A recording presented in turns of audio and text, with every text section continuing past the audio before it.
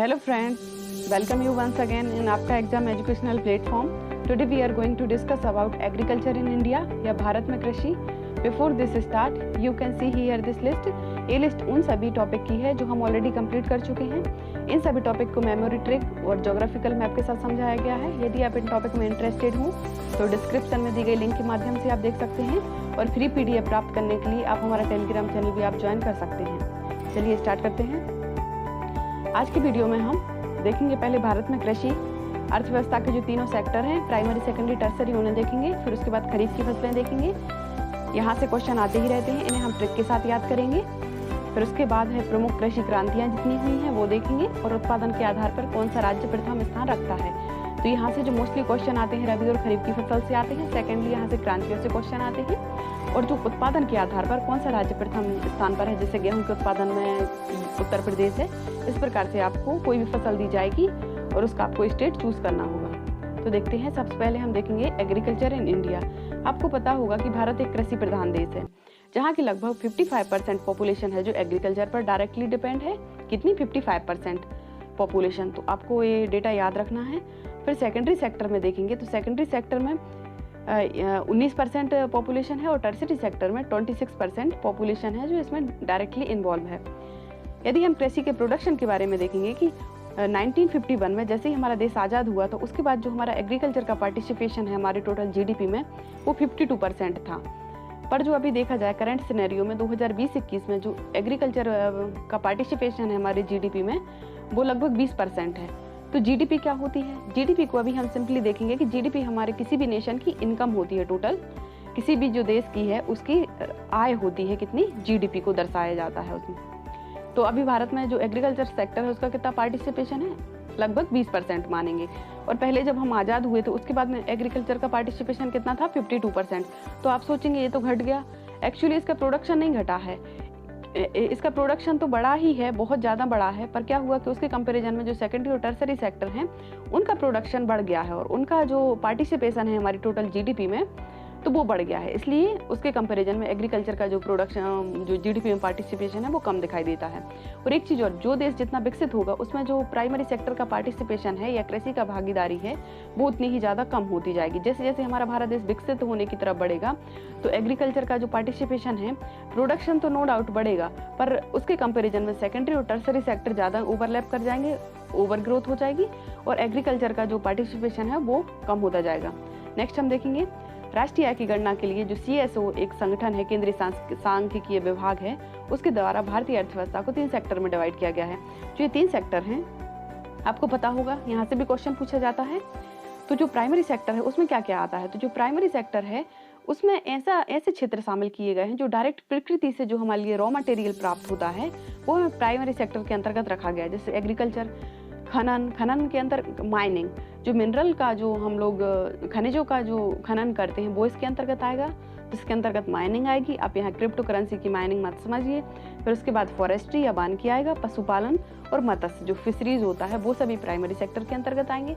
फिर यदि हम सेकेंडरी सेक्टर की बात करें तो इकोनॉमिक्स में तो यहाँ पे जितने भी हमारी इंडस्ट्रीज होती हैं जहाँ पे अभी मैन्युफैक्चरिंग का काम होता है और जहाँ पे क्या होता है प्राइमरी सेक्टर द्वारा जो रॉ मटेरियल का यूज करके यहाँ पे मैन्युफैक्चर किया जाता है किसी प्रोडक्ट को, तो उसे हम सेकेंडरी सेक्टर करते हैं।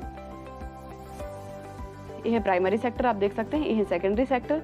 और इसके बाद हम टर्सरी सेक्टर देखेंगे तो टर्सरी सेक्टर में क्या क्या आता है? तो यहाँ पे सब सर्विस इंक्लूड की गई हैं जहाँ पर ये कम्युनिकेशन है, संचार, जितना हमारा मोबाइल नेटवर्किंग वगैरह आता है ये सभी सर्विसेज तो हैं। परिवहन जितना हमारा ट्रांसपोर्टेशन आता है, बैंकिंग हो गया, टूरिज्म हो गया, मेडिकल हो गया, एजुकेशन हो गया, जितने भी जो सर्विस आती हैं, जो सर्विस सेक्टर है वो सभी टर्सरी में आएगा। और इसी का पार्टिसिपेशन हमारी अर्थव्यवस्था में सबसे ज़्यादा योगदान किसका है? तृतीयक क्षेत्र का है। नेक्स्ट हम देखेंगे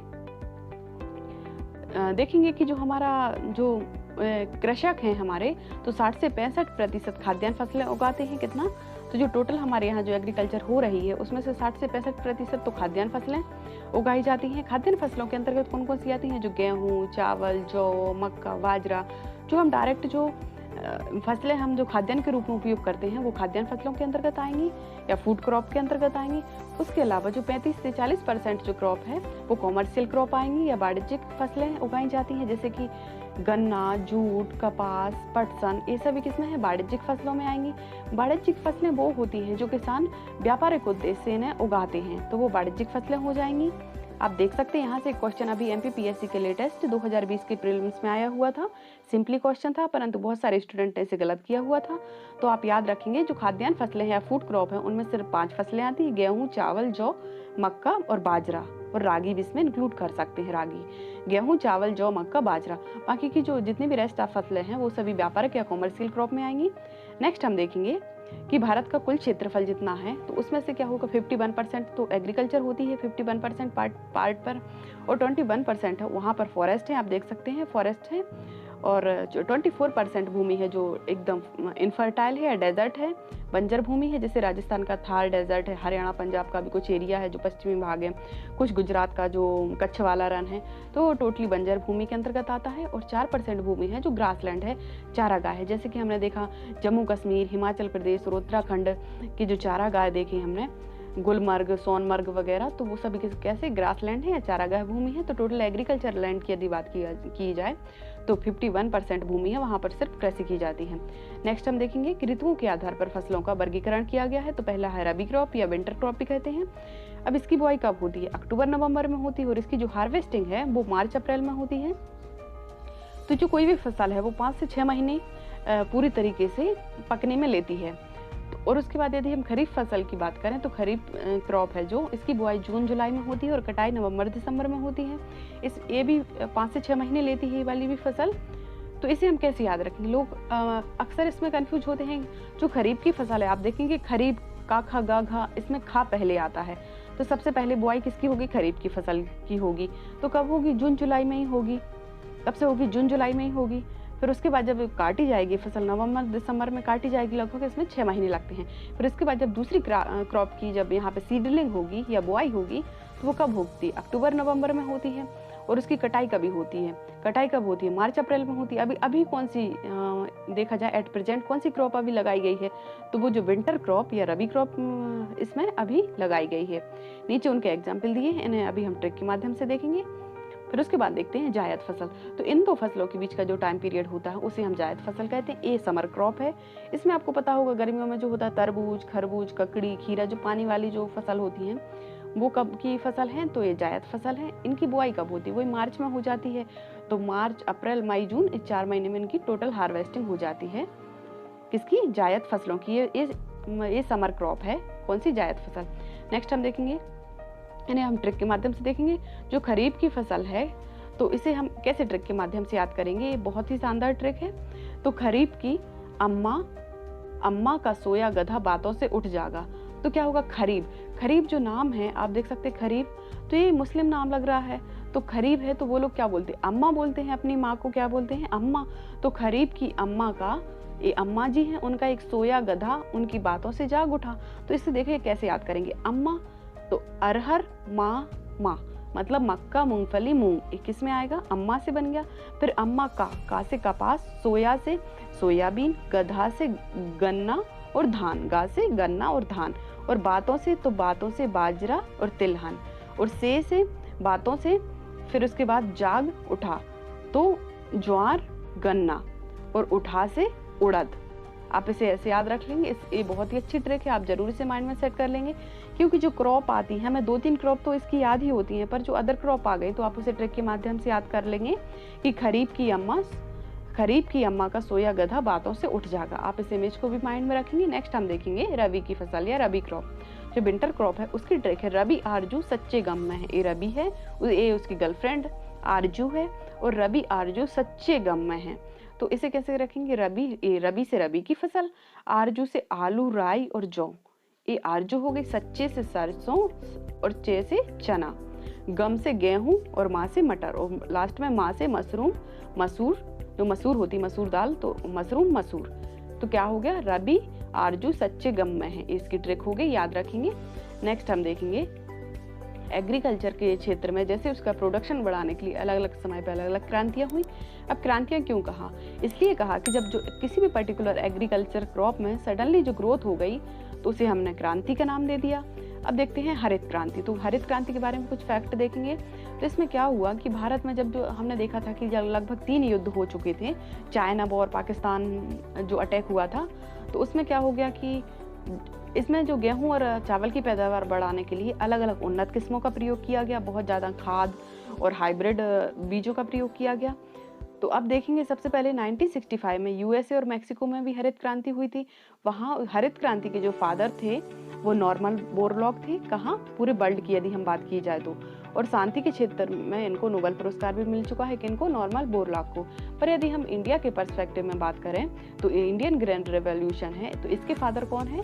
तो एम.एस. स्वामीनाथन इसके फादर हैं। हमने कई बार इसको देखा। भारत में हरित क्रांति की शुरुआत कब हुई थी? तो 1966 से 67 के बीच यहाँ से शुरू हुई थी। अब क्या हुआ था कि हरित क्रांति का सबसे बड़ा प्रभाव स्पेशली 2 फूड क्रॉप पे पड़ा था। एक तो ये गेहूं हो गया, दूसरा चावल। इन दोनों पर पड़ा था। यदि इंडिविजुअल पूछा जाए तो गेहूं का उत्पादन ज़्यादा बढ़ा था। जैसे हरित क्रांति के बाद भारत में चावल का उत्पादन 3 टाइम्स बढ़ा था या 3 गुना बढ़ा था, और गेहूं का प्रोडक्शन है जो 5 टाइम इंक्रीज हुआ था या 5 गुना बढ़ा था। तो इसको भी आप याद रखेंगे। अब यहाँ से आपको क्या क्या क्वेश्चन आते हैं? यहाँ से कई बार क्वेश्चन पूछा गया है कि हरित क्रांति के जनक किसको माना जाता है। यदि सिंपली पूछा जाए तो आप नॉर्मल बोरलॉग लगाएंगे इसका आंसर, और यदि पूछा जाए भारत में हरित क्रांति के जनक किसको कहते हैं तो इसका आंसर होगा एम.एस. स्वामीनाथन। यदि इसका टाइम पीरियड पूछा जाए तो टाइम पीरियड भी आप माइंड में रखेंगे। तो 1966 से 67 के बीच भारत में हरित क्रांति की शुरुआत हुई। और आपसे पूछा जाता है कि हरित क्रांति का प्रभाव किन 2 फसलों पर सबसे ज्यादा पड़ा? तो चावल और गेहूं पर सबसे ज्यादा पड़ा। यहाँ पे यदि हम गेहूं की बात की जाए तो गेहूं 5 गुना इसकी पैदावार में वृद्धि हुई थी और चावल में 3 गुना वृद्धि हुई थी। तो आप याद रखेंगे। फिर उसके बाद हम देखेंगे अदर क्रांतियां देखेंगे जो कृषि से संबंधित है। जैसे कि हरित क्रांति आपको पता है फूड में जो खाद्यान्न में उत्पादन में वृद्धि हुई थी अचानक, उसको हरित क्रांति कहा गया। श्वेत क्रांति। अब श्वेत क्या है? दूध कैसा होता है? सफेद होता है, व्हाइट होता है। तो व्हाइट रेवोल्यूशन किससे संबंधित है? दुग्ध उत्पादन से संबंधित है। अब है पीली क्रांति या येलो रेवोल्यूशन। तो येलो से क्या होता है? येलो क्या होता है? तेल। जितनी भी तिलहन वाली क्रॉप होती हैं तो वो किससे होती है? मूंगफली, सूरजमुखी या सनफ्लावर होता है, सोयाबीन का तेल होता है, मस्टर्ड ऑयल, सरसों का तेल होता है। वो सभी कैसा होता है? देखने में पीला ही तो होता है। तो येलो क्रांति या येलो रेवोल्यूशन किससे हो जाएगा? तो तिलहन उत्पादन से संबंधित हो जाएगा। फिर उसके बाद देखेंगे हम भूरी क्रांति। भूरी जो ब्राउन रेवोल्यूशन, तो वो उर्वरक जो फर्टिलाइजर होते हैं जो खेती में डाले जाते हैं तो उससे संबंधित है। तो उर्वरक को कैसे? उर्वरक आपने कभी घर में कभी गार्डनिंग की हो तो आपने गमले में जिस फर्टिलाइजर को डाला होगा वो किस कलर का होता है? ना तो वो ब्लैक होता है, ना ही एकदम येलोइश होता है। वो कैसा होता है? उसका बीच का कलर होता है ना एकदम ब्राउन ब्राउन। तो उससे याद रख लेंगे भूरा भूरा। तो भूरी क्रांति का संबंध है उर्वरक उत्पादन से। नेक्स्ट हम देखेंगे कि नीली क्रांति। तो ब्लू रेवोल्यूशन है। तो मत्स्य उत्पादन से। मछली कहाँ रहती है? जल में, और जल का कलर कैसा होता है? नीला नीला होता है दूर से देखा जाए तो। फिर उसके बाद देखेंगे लाल क्रांति। तो लाल क्या होता है? टमाटर होता है, मांस या जो मीट होता है वो कैसा होता है? लाल होता है। तो लाल क्रांति हो गई। अब देखते हैं गुलाबी क्रांति, पिंक रेवोल्यूशन। तो जो झींगा क्रांति, झींगा मतलब झींगा मछली उत्पादन से होता है। अब झींगा वो वाला झींगा नहीं है जो हमारे घरों में आ जाते हैं बरसात में।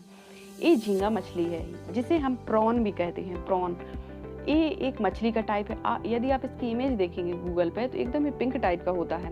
तो इससे गुलाबी क्रांति आप याद रख लेंगे। फिर देखेंगे बादामी क्रांति। तो बादामी क्रांति मसाला उत्पादन से संबंधित है। आपने किचन में अपने मसाले देखे होंगे सारे। तो जो मसाला होता है उसका कलर कैसा होता है? बादाम जैसा ही तो होता है, बादामी कलर। तो इसलिए कलर से याद रख लेंगे। बादामी कलर मसाला उत्पादन से संबंधित है। अब सुनहरी क्रांति, इसको आपको याद रखना होगा। तो कैसे याद रखेंगे? ये फल उत्पादन से है। तो आपको पता कभी भी सुनहरा फल नहीं देखा होगा आपने। तो सुनहरा, यदि आपको सुनहरा जो फल है आपको चाहिए है तो बहुत आपको उसके लिए मेहनत करनी होगी। तो सुनहरी क्रांति किससे संबंधित? फल उत्पादन से संबंधित है। फिर उसके बाद रजत क्रांति। ये सुनहरी क्रांति गोल्डन रेवोल्यूशन है। क्या है? गोल्डन रेवोल्यूशन है या सुनहरी क्रांति। उसके बाद हम देखेंगे रजत क्रांति। रजत का मतलब क्या होता है? रजत का मतलब होता है चांदी। इसे हिंदी में हम रजत को चांदी कहते हैं या सिल्वर। तो सिल्वर रेवोल्यूशन की बात की जाए तो अंडा से संबंधित है या अंडा उत्पादन से। तो अंडा कैसा होता है? चांदी जैसे ही तो सफेद सफेद चमकता है रजत जैसा। तो अंडे उत्पादन से हो गया। फिर हम देखेंगे काली क्रांति या ब्लैक रेवोल्यूशन। तो ब्लैक रेवोल्यूशन पेट्रोलियम उत्पादन से संबंधित है। आपने जो क्रूड डीजल और पेट्रोल देखा होगा तो वो एकदम काले कलर का होता है। जो कच्चा तेल होता है ना डीजल और पेट्रोल, उसके जो अभी हम देखते हैं येलोइश टाइप का होता है पेट्रोल, वो तो रिफाइंड होता है। परंतु यदि हम क्रूड ऑयल की बात करें या फिर पेट्रोलियम हो या फिर डीजल हो तो एकदम ब्लैक कलर का होता है। तो काली क्रांति का संबंध किससे हो गया? पेट्रोलियम प्रोडक्शन से हो गया। उसके बाद देखेंगे गोल क्रांति। तो गोल क्रांति क्या है? राउंड रेवोल्यूशन है। तो राउंड रेवोल्यूशन है जो आलू उत्पादन से संबंधित या पोटैटो प्रोडक्शन से है। आलू कैसे होते हैं? गोल गोल ही होते हैं।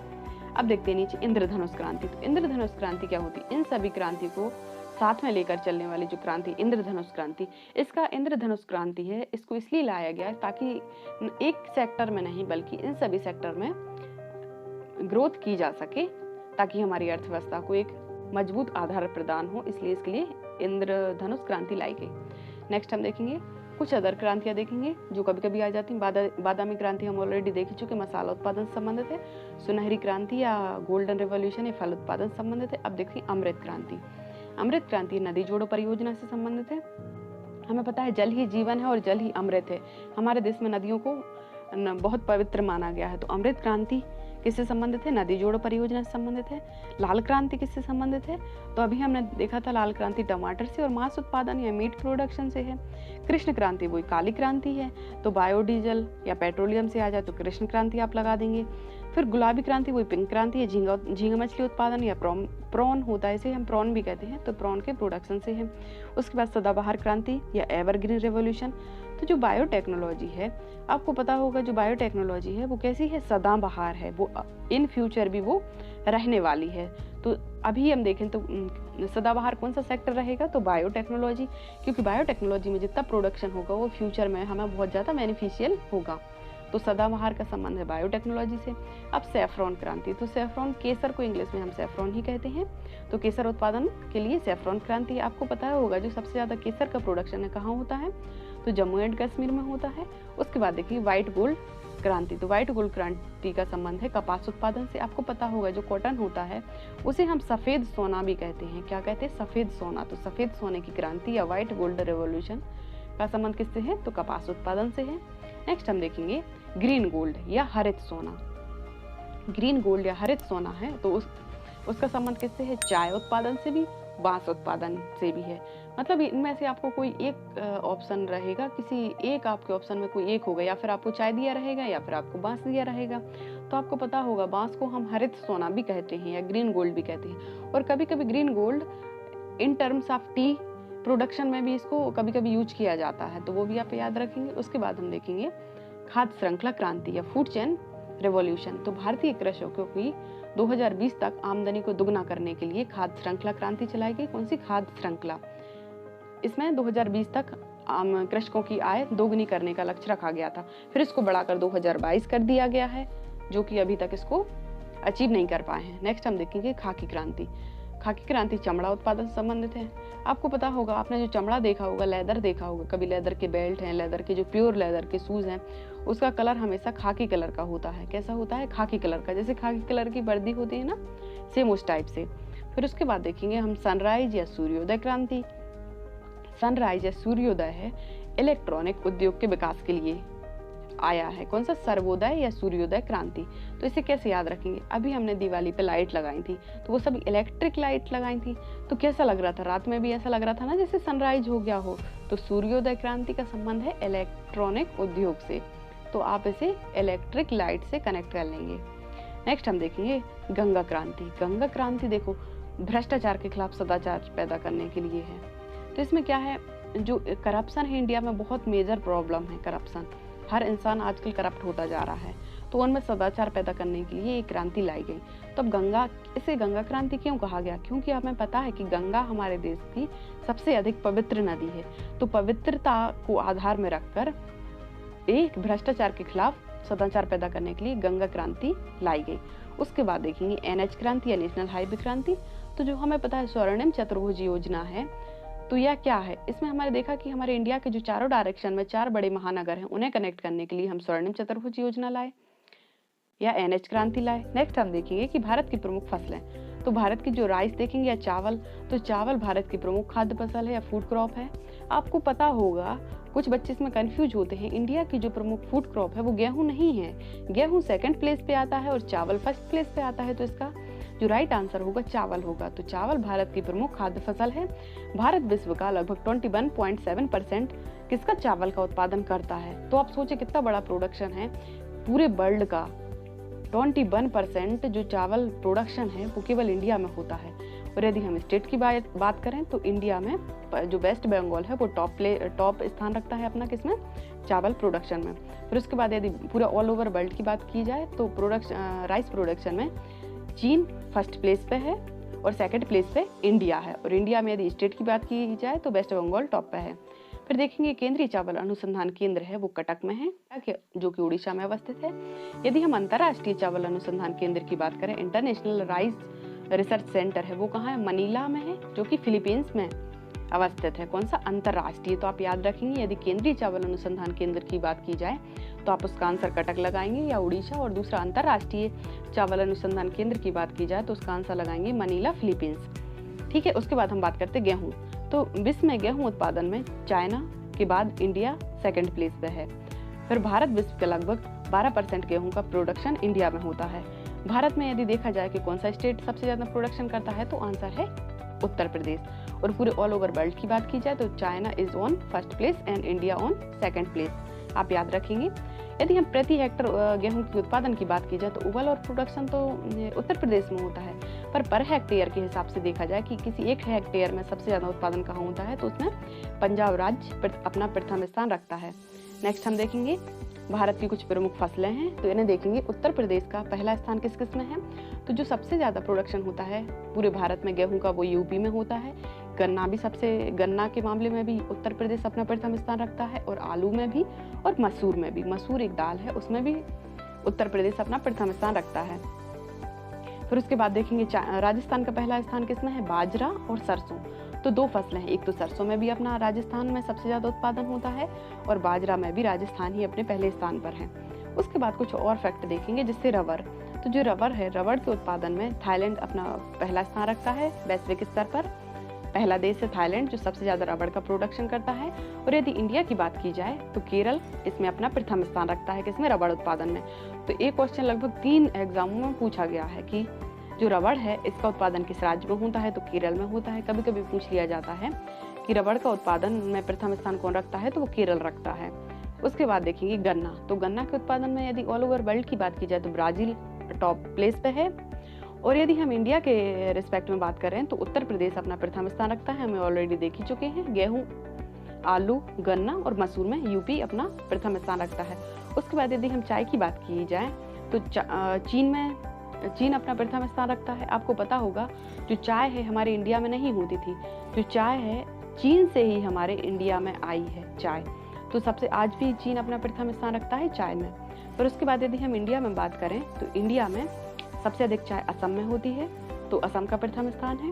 फिर उसके बाद यदि हम सोयाबीन की बात की जाए तो सोयाबीन का सबसे मेजर प्रोडक्शन है ऑल ओवर वर्ल्ड वो अमेरिका में होता है। और जो सोयाबीन है यह फसल बेसिकली अमेरिका की ही है, अमेरिका के मैक्सिको से यह हमारे भारत में आई थी, पर अब इतनी ज़्यादा होने लगी है। इसमें मध्य प्रदेश अपने टॉप पोजीशन पे है, हमेशा ही रहता है किसमें, सोयाबीन उत्पादन में। कौन है, तो भारत में देखा जाए तो मध्य प्रदेश है। ऑल ओवर वर्ल्ड की बात की जाए तो America is on top place. फिर देखा जाए कॉफ़ी उत्पादन में, तो कॉफ़ी उत्पादन में ब्राज़ील अपना प्रथम स्थान रखता है। और यदि भारत में बात की जाए तो कर्नाटक में सबसे अधिक कॉफ़ी का उत्पादन होता है। देन हम देखते हैं दाल। तो जो पल्सेस होती हैं उसमें भारत टॉप स्थान पर है। तो आप देखिए कि प्रोडक्शन में भी है और कंज्यूमिंग में भी है, मतलब भारत उत्पादन भी दालों को सर्वाधिक करता है और साथ ही उपभोग भी सबसे ज़्यादा करता है। और कभी कभी तो ऐसी भी नौबत आ जाती है कि हमें विदेशों से भी दाल को इम्पोर्ट करना पड़ता है, या हमारे भारत में विदेशों से दाल खरीदनी पड़ती है। इसमें सबसे टॉप पे देखा जाए तो मध्य प्रदेश सबसे अधिक दालों का उत्पादन करता है। ये सब इफेक्ट याद रखेंगे यहाँ से इंडिविजुअली, कभी ना कभी एग्जाम में क्वेश्चन यहाँ से आते रहते हैं। नेक्स्ट हम देखेंगे स्टेट वाइज, देखेंगे कि किस स्टेट में कौन सी फसल सबसे ज़्यादा उत्पादित की जाती है। देखेंगे सबसे पहले जम्मू कश्मीर। तो जम्मू कश्मीर में आपको पता होगा केसर का उत्पादन किया जाता है। केसर को हम सेफ्रॉन भी कहते हैं। आप देख सकते हैं सेफ्रॉन, इसका जो आपने फ्लावर देखा होगा जासुन टाइप होता है। तो जासुन में जैसे जो स्टिग्मा होता है, जो इसका स्टिग्मा पार्ट होता है, जो ऊपर की छोटा सा डंठल होता है, तो वहाँ से इसका उत्पादन किया जाता है। तो वो इतना कम होता है, इसलिए इसकी रेट है जो बहुत ज़्यादा हाई होती है केसर की। फिर आप हम देखेंगे कुछ अदर फैक्ट भी देखेंगे जम्मू कश्मीर के बारे में, कि आपको पता होगा जब से धारा 370 हटी है तो जम्मू कश्मीर स्टेट को डिवाइड करके 2 यूनियन टेरिटरी में डिवाइड कर दिया गया है। ये हो गया Jammu and Kashmir union territories या केंद्र शासित प्रदेश, और ये हो गया लद्दाख क्षेत्र या लद्दाख केंद्र शासित प्रदेश। तो जो यहाँ है जम्मू कश्मीर की बात की जाए तो यहाँ पे हमने जस्ट पहले वाले वीडियो में देखा था, इससे पहले जब जनजाति पड़ी थी तो जम्मू कश्मीर में 2 जनजाति मुख्य रूप से निवास करती हैं, गद्दी और बकरवाल जनजाति जम्मू कश्मीर में निवास करती है। उसके बाद जम्मू कश्मीर में दचिगम नेशनल पार्क भी है और यहाँ हंगुल प्रजाति का हिरण यहाँ पर पाया जाता है। एक क्वेश्चन भी अक्सर एग्जाम में पूछा जाता है कि हंगुल प्रजाति का जो हिरण है किस नेशनल पार्क में पाया जाता है, तो दचिग्राम नेशनल पार्क में पाया जाता है, जो कि कहाँ अवस्थित है, तो जम्मू कश्मीर में दचिग्राम नेशनल पार्क है।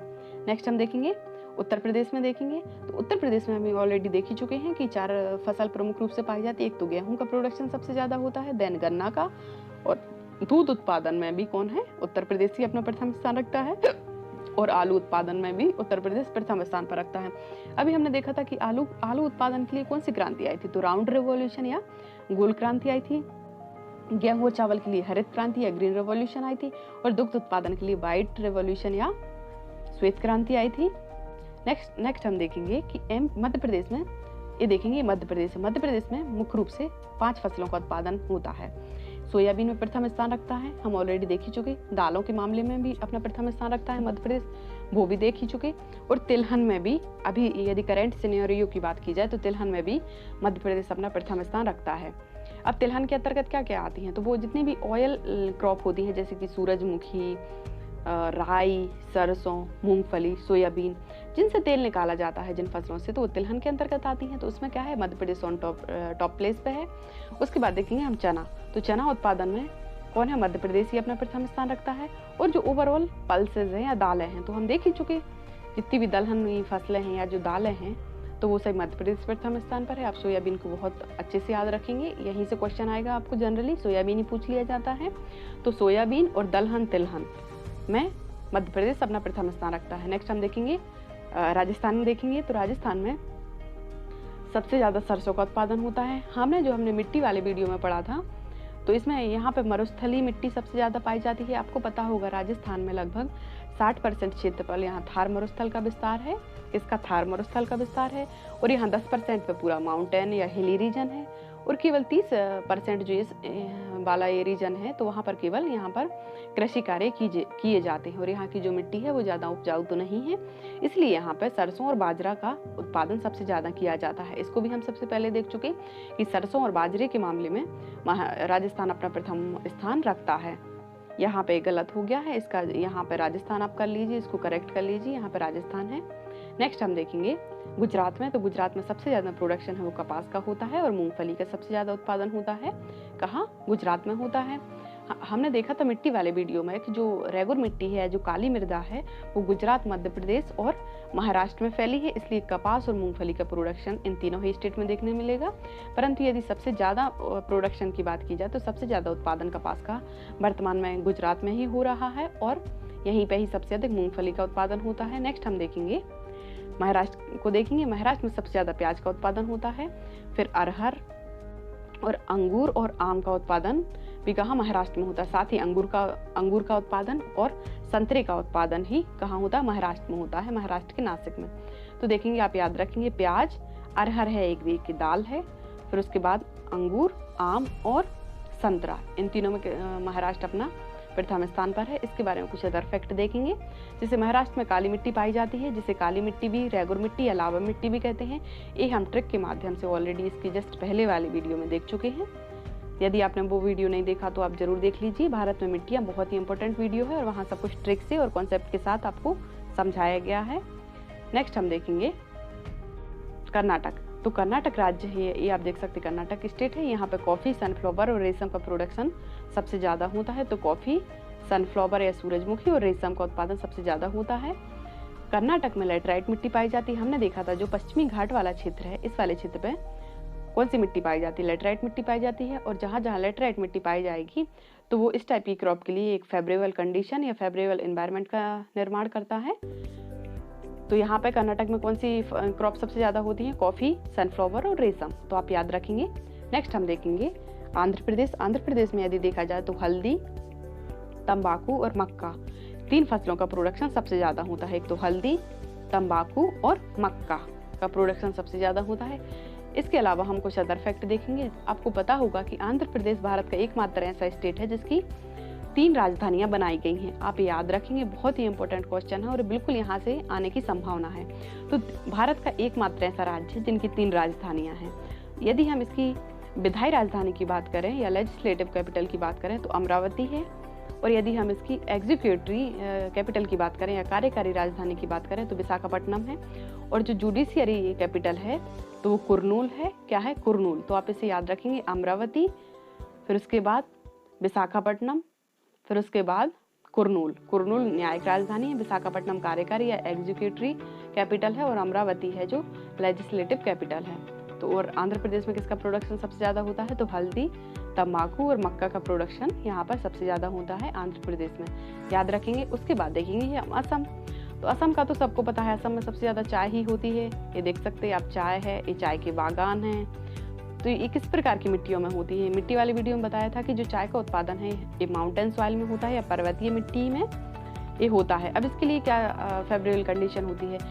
जो चाय का प्रोडक्शन होता है इसके लिए बारिश तो बहुत ज़्यादा चाहिए पड़ती है, परंतु यह जल जमाव इसके लिए नहीं चाहिए पड़ता। मतलब ऐसे ही ढलान वाले क्षेत्र इसके लिए फेवरेबल होते हैं, जहाँ पे पानी तो बहुत ज़्यादा गिरता है परंतु यहाँ पे पानी ना रुके, सीधा बह के नीचे चला जाए। तो चाय के मामले में असम अपना प्रथम स्थान रखता है। नेक्स्ट हम देखेंगे केरल। तो आप देख सकते हैं मैप में केरल है। केरल में सबसे ज़्यादा रबर का उत्पादन होता है, हम ऑलरेडी देख ही चुके। गरम मसाले भी सबसे ज़्यादा कहाँ होते हैं? केरल में ही होते हैं। और अभी हमने देखा था कि मसाले उत्पादन को कौन सी क्रांति कहते थे? तो बादामी क्रांति कहते थे। उसके बाद काजू उत्पादन, नारियल है, काली मिर्च है। काली मिर्च को भी, इन सब का प्रोडक्शन कहाँ होता है? केरल में ही होता है। हमने जो मॉडर्न हिस्ट्री में आपने पढ़ा होगा, जो पुर्तगीज आए थे वो किस लिए आए थे? काली मिर्च के व्यापार करने के लिए ही तो आए थे। इसीलिए तो वास्को डी गामा ने भारत की खोज की थी। जब उसने खोज की थी उसके बाद जो उनका भारत का व्यापार प्रारंभ हुआ था किसके साथ? काली मिर्च के लिए ही तो हुआ था। और जो पुर्तगीज है काली मिर्च को क्या कहते थे? यवन प्रिय। क्या कहते थे? यवन प्रिय। तो देखेंगे प्राकृतिक रबर का उत्पादन यहाँ पे होता है, गरम मसाले का होता है, काजू का, फिर नारियल का। आप ये देख सकते हैं नारियल का प्लांट है, नारियल का और काली मिर्च का उत्पादन होता है। फिर देखेंगे केरल में जैव विविधता सबसे अधिक पाई जाती है, आपको पता होगा। और जो जैव विविधता है, जो बायोडाइवर्सिटी है, उसके लिए कौन फेमस है?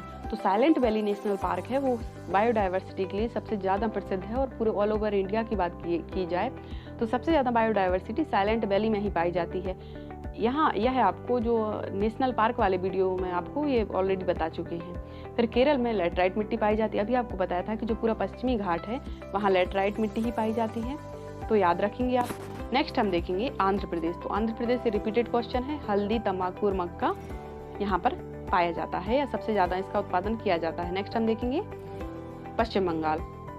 तो जो वेस्ट बंगाल है वहाँ पे जूट, पटसन और चावल 3 का उत्पादन किया जाता है। आप यहाँ पटसन इंक्लूड कर लेंगे। तो जूट, पटसन और चावल का उत्पादन किया जाता है। जूट और पटसन है वो एक फाइबरस क्रॉप है या रेशे वाली फसल है। कौन सी? जूट और पटसन। फिर उसके बारे में कुछ अदर फैक्ट देखेंगे कि विश्व में सबसे अधिक चावल का उत्पादन कहाँ होता है? पश्चिम बंगाल में होता है। और पूरे ऑल ओवर वर्ल्ड की बात की जाए तो हम ऑलरेडी देख ही चुके, चाइना फर्स्ट प्लेस पे है और India is on second place. और यदि इसकी सबसे ज़्यादा उत्पादन करने वाली फसल की बात की जाए तो IR20 जो चावल की है सबसे ज़्यादा उत्पादन देने वाली फसल है। कौन सी? IR20। तो एक इसकी चावल की किस्म है। नेक्स्ट हम देखेंगे। Thanks for watching. I hope this information may help you in your upcoming exam. Wish you all the best. If you like this video, please subscribe this channel and like the video.